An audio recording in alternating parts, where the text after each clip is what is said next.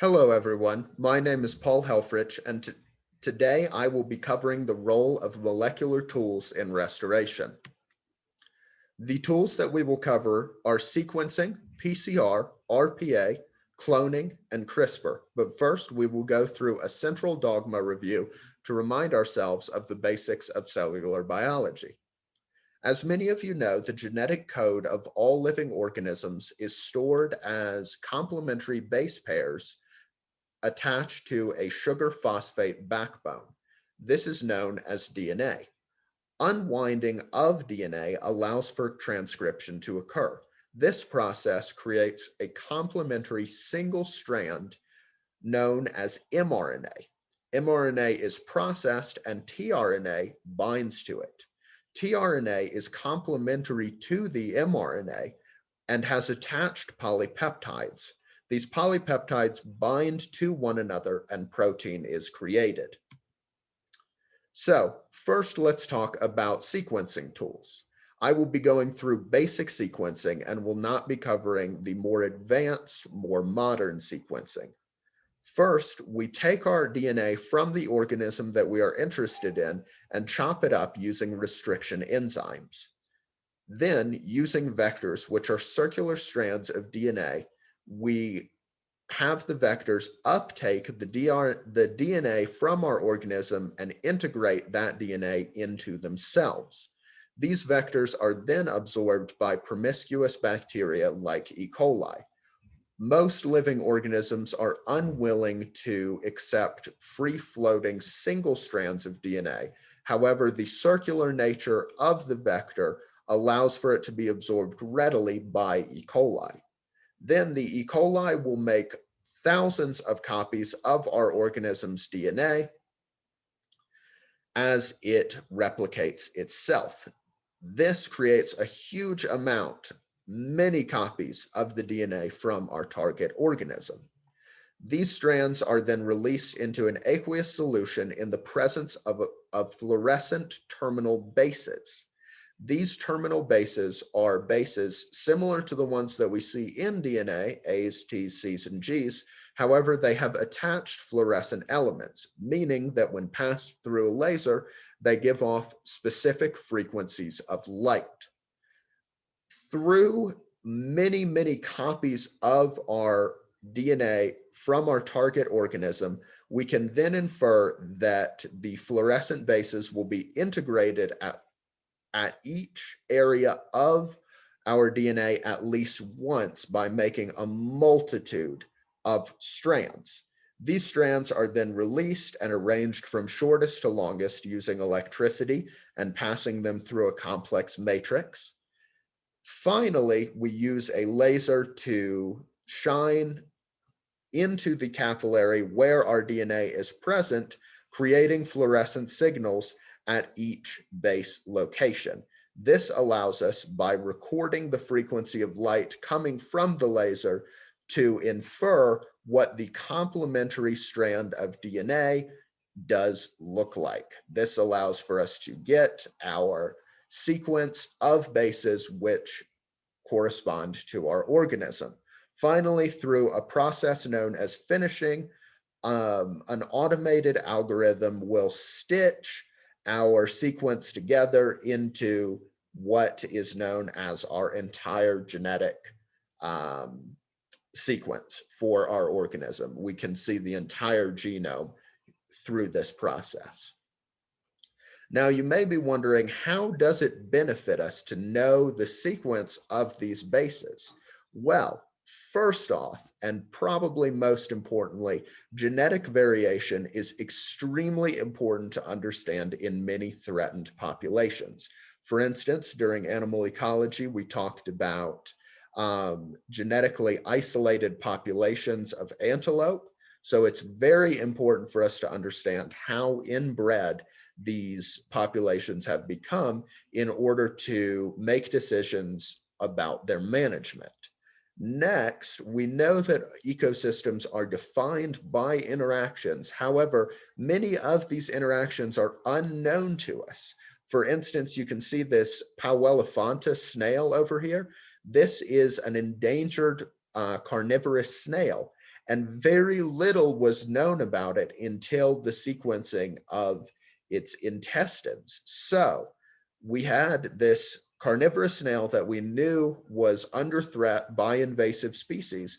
However, we had very little knowledge about its ecosystem interactions. However, by sequencing the contents of its stomach, we were able to understand that this carnivorous snail eats primarily earthworms, and then we could set restoration goals for increasing the earthworm population to support our carnivorous snail population.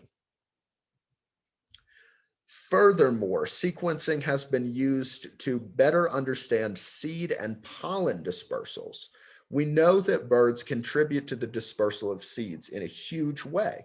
However, quantifying the role of each species in the dispersal of specific seeds is very difficult. However, we can sequence the feces to reveal information about which species are spreading which species of seed, of plants, so that we can make better management decisions when it comes to dispersal of seeds in restored areas. Additionally, in some very fascinating newer research, we have been able to tie specific pollinators to reveal plant-animal interactions by sequencing the pollen found on insects. I think that is truly fascinating, and I think that that will greatly help us understand more ecosystem interactions between pollinators and plants. The next tool that we will cover is PCR. This is polymerase chain reactions. It's very different from our sequencing because instead it allows us to create many copies of specifically targeted DNA in order to infer information about the distribution of organisms. Now, strands of DNA are specific to different organisms. So when we detect the DNA, we can detect the organism. So we design very specific complementary DNA primers, which allow for transcription or allow for copying to occur, and we put them into aqueous solutions in the presence of free-floating DNTPs. These are complementary base pairs that I went over earlier. If DNA is present, our specific primers will bind to it and begin replicating it thousands and thousands of times under specific heat circumstances. Now, what is truly powerful about PCR is each copy serves as a template for replication, meaning that we can increase the amount of specific DNA in our samples by multitudes through this process. Once we have done this, as I covered during our sequencing, we can use a complex matrix, in this case an agarose gel, to run our DNA present in the sample out on. Now, this complex matrix means that high molecular weights will move more slowly than low molecular weights. So we can see a kind of band throughout our agarose gel. Then, using a ladder of known molecular weights, we can infer about the molecular weight of DNA that our primers create. For instance, in my research, I used this technology to detect the aquatic parasite T. brio, and I know that the primers that I use produce 160 base pair bands in our agarose gel. So I can look at these agarose gels after PCR, and if I see 160 base pair band within the gel, I know that T. brio is present in my sample. Now, this, of course, has some limitations. Specifically, it is not quantitative. It is only qualitative. So we can use quantitative PCR, a slightly different process, to allow for the comparison of samples in terms of how much DNA is present within them. This is accomplished through the usage of a probe. Now, this probe is a very, very interesting molecule. It has two fluorescent elements to it, one on each side. And because of their wavelengths of light when passed through a laser and their proximity to one another, when passed through a laser, no fluorescence will occur because they sort of cancel one another out. However, these probes are complementary to certain pieces of DNA in a similar way that the primers are. And when the primers create replication and replication occurs, probe degradation also occurs, meaning that these two fluorescent elements sort of break apart when there is replication, meaning that a fluorescent signal is produced. Now, um, the fluorescent signal can then be quantified to determine how much replication has occurred within our sample. And from there, we can infer using a standardized curve how much DNA was present in the sample. PCR is truly like magic. From there, we can compare our samples in terms of the amount of DNA present. Now, there are some limitations to this, of course. Levels of detection vary between primers. So some primers are able to detect even a single strand of DNA, while others might require 100 strands of DNA for detectable fluorescence to occur. It really just depends on what you are looking for. But this is an immensely powerful tool because of its quantitative nature. Finally, in this strand of tools, we're going to cover RPA. RPA is very similar to PCR. It is known as recombinant protein analysis, or no, excuse me, recombinant polymerase analysis, I think. And it uses a recombinase to integrate the primers directly into the helix, meaning that there is no need for extension or that heating and cooling process that I talked about earlier, which is usually necessary for replication to occur. This means that this process is isothermic, which is absolutely fascinating. It means that the lab time that we required earlier for PCRs, in which we repeatedly heated and cooled our samples in order for replication to occur, is no longer necessary, meaning that this can occur essentially at room temperature. Now, this is, of course, immensely powerful because we spend a lot of time when we do PCR waiting for these repeated cooling and heating cycles. So this can cut our lab work from 4 hours to 25 minutes, which obviously is very desirable for a lot of different species. However, due to the newer nature of this technology, there are some sensitivity concerns. As I talked about earlier, it requires a fair amount of DNA to occur in the first place. So you would only use this in samples that showed other signs of having the presence of your target organism. That being said, I think that this really is the future of genetic tools, and I think that it will probably eventually replace or certainly serve as an alternative to PCR.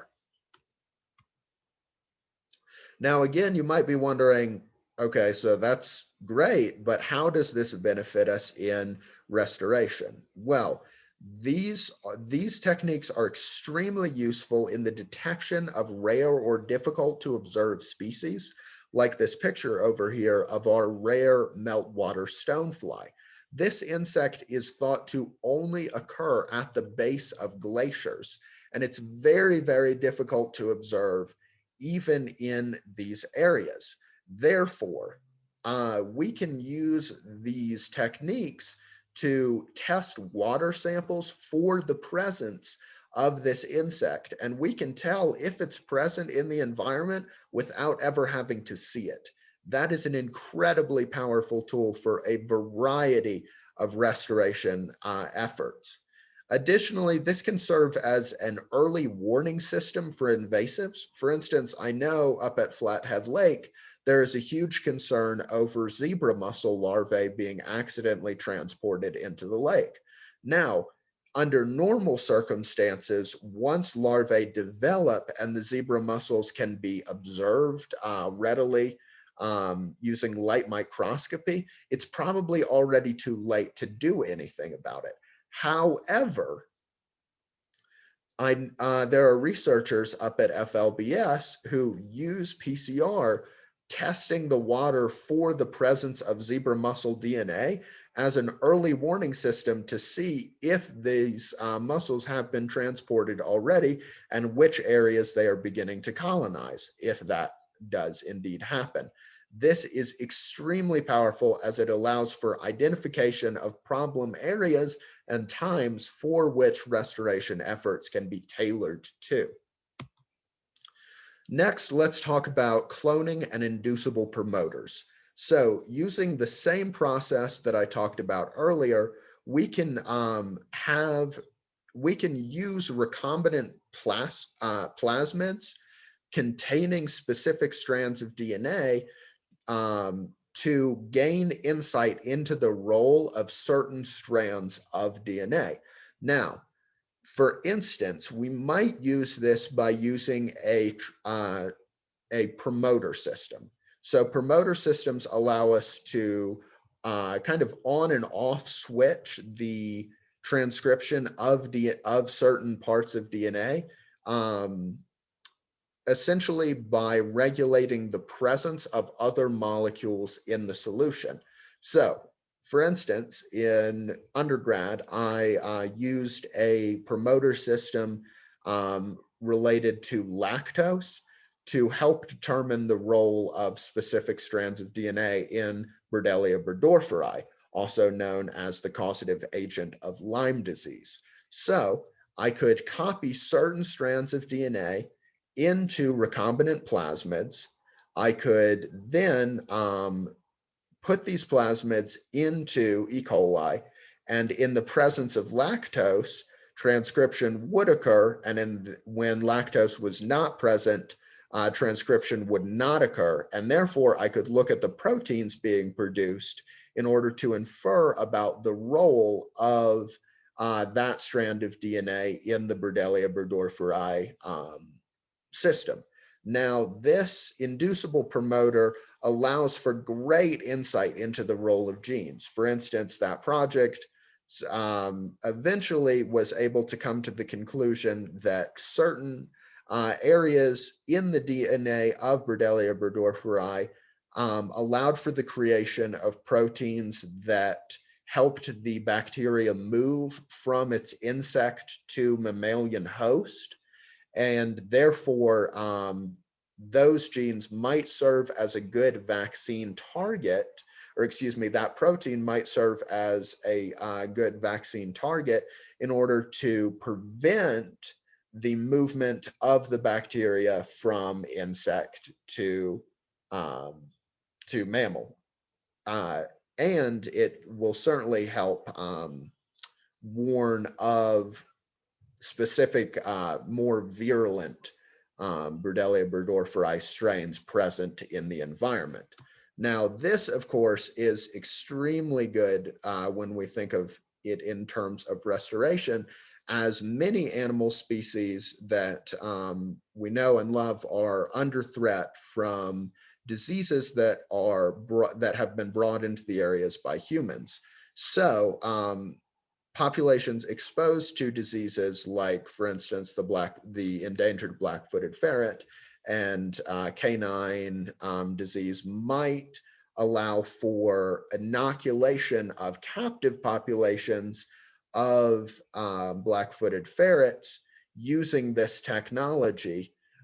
This might allow for these captive populations to survive longer, be released back into the wild to increase the genetic diversity within our black-footed ferret populations, and essentially It is a powerful tool in preserving the long-term survivability of many endangered species who are faced with diseases that are human-related. Finally, let's talk about CRISPR and genetic editing. This is a very new technology that I think will really shape the future of genetics it will really shape the future of genetics. Now, CRISPR is a naturally occurring immune response in bacteria. We didn't come up with this idea, we discovered it. It is something that bacteria use to ward off viral infections. Now, essentially what it does, it allows for very specific cutting of an organism's DNA, which can help us turn on and off genes that cause problems, similar to what I talked about earlier with our Borrelia burgdorferi example. Additionally, as I'm sure you might realize, when we can specifically cut into an organism's genes, we can splice in genes that wouldn't normally occur there. For instance, we know the sequence of a gene that causes fluorescence. It's known as the green fluorescent protein. So we have been able to splice in the code for the green fluorescent protein into other animals, meaning that we have some pigs that glow green, or at least their snouts do, under ultraviolet light. Now, that is a relatively small example for how this might be used, but this tool truly has unlimited potential when we think about restoration. So one of the examples for that might be in corals. As I'm sure many of you know, corals are under threat from global climate change due to thermal stress. Now, there are numerous theories in the role of specific genes in thermal response and how that immune response in corals is regulated. Now, normally to test these theories, to test these specific strands, we would need multiple generations of corals, which take a long time to replicate and propagate. However, we can use CRISPR to change the genetic code of coral polyps so that we can test theories about coral genes that might help the corals respond better to thermal stress. Additionally, if we were able to determine genes in specific corals that allowed them to survive warmer temperatures, we might be able to splice genes into more sensitive corals that would then allow them to survive these heating events. Now, obviously, that has not come to fruition at this point, but what I hope that you take away from this is that CRISPR is really an incredibly useful tool that I really think will help us combat climate change in a variety of species. It is immensely powerful to be able to splice in genes and therefore create the expressions of proteins and phenotypes that might allow animals or plants to recover more quickly. It's an amazing, amazing technology. Now let's talk about why these tools are important in restoration. If you've taken Restoration 2, I'm sure that you've heard Robert say that sustainable restoration requires good planning. We spent a couple of weeks last semester just going over how to create successful restoration how to create successful restoration through good planning. These tools are one more thing that you can add into your planning process, and they provide an immense amount of information on how you can make your restoration more successful. Additionally, molecular tools can reduce invasive sampling, which can create a huge strain on many endangered species. As I said, it's no longer necessary to track down those meltwater stoneflies to detect them in the environment, which might put them at risk. We can simply test water samples for them to determine their presence and abundance. These are excellent new tools that are constantly evolving that are at the disposal of scientists. And the reason that I was inspired to do this presentation is last year in the Journal of Ecological Restoration, one of the premier journals for our subject, only 5% of the papers used molecular tools in their methods. And of that 5%, most of them had to do with bacteria. This is truly a wealth of untapped potential when it comes to restoration, guiding important decisions that will shape the future of many areas that are in need of our help in the face of a variety of anthropogenic factors ranging from climate change to the introduction of invasive species. Thank you very much for listening to my presentation.